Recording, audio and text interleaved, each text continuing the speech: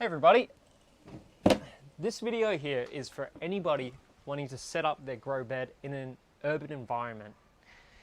When you're in an urban environment, you probably have a few challenges, the one being having limited space. So you may only have just concrete around. I myself, I'm in a rented townhouse and I've only got a slip of concrete to put in my grow bed. So I've created a barrier between the concrete and the soil. It's to make sure that the concrete doesn't get stained over time and my landlord will not be angry and penalize me, which I'm sure a lot of you out there are in the same position. So let me just walk you through what we've done here. Pop out the Subpod. So this is one of the grow beds, but you can use any garden bed. And basically I've brushed on a sealer. I'll just show you.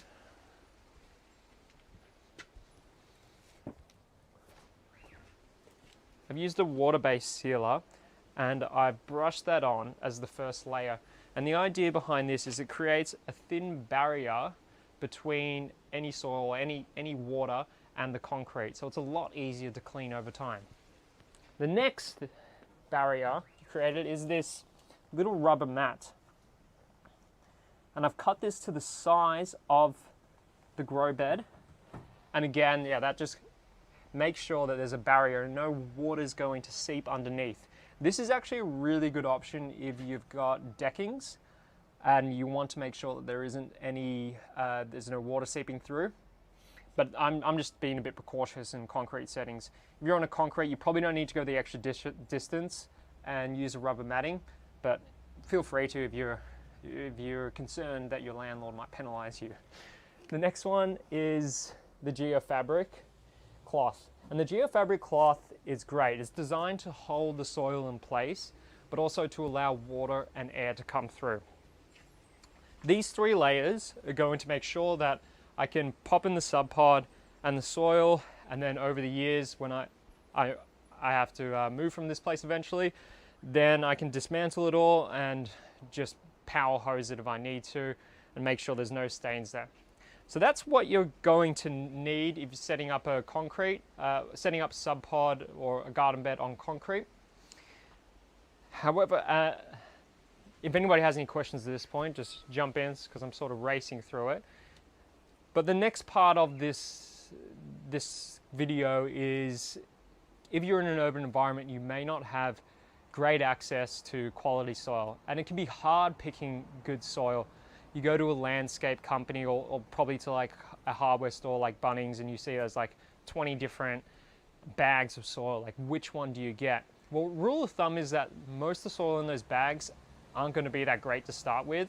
Those living organisms are going to be deprived of any air and food, so they're not going to be that great. But you know, it's putting the Subpod in there and some compost will help it out in the long run. But just for the time being, in order to help boost that soil and create some food source for those microorganisms to start breaking it down, I love starting the base with some biomass. And what I mean by biomass is that anything that came from a plant that was once living. So I've got some mulch here, which is just some old trees shredded up. I'll be putting this at the bottom.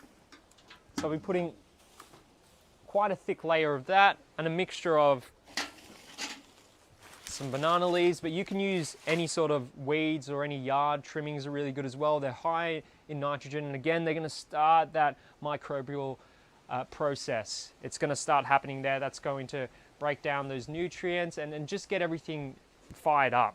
So it's a great idea. I've even like throw in some big logs as well. That's going to slowly break down. There's actually a name for this method. It's a Hugel culture, which is a German name. And the idea behind that is having a source of carbon underneath the soil, which allows the microorganisms to gain access to carbon and to like break it down slowly over time. I've also got some sticks in there. So I'll continue to fill this up, and I'll fill it up to probably